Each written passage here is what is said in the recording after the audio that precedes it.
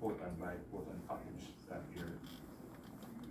And that means, of course, that the government will have to mobilize resources very quickly to ensure that if the coastal infrastructure is critical to the road network, that those are repaired very quickly. We also want to get a report on flooding, where flooding has occurred. I have not seen any reports yet on that, but I'd love to hear very quickly where we are in terms of flooding, because then that's another emergency response. Communities that are cut off, lives in danger.